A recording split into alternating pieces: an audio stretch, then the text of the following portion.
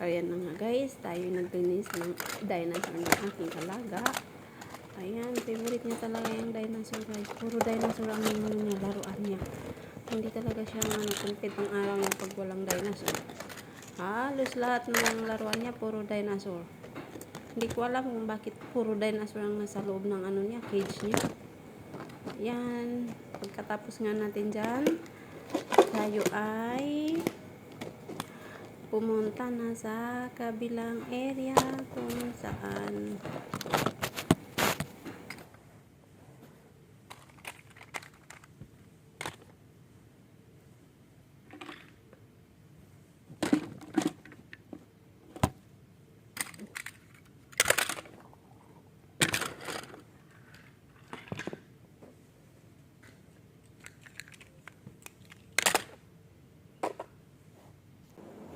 at pagkatapos nga ng dinosaur area, dito tayo sa area ni Tatay.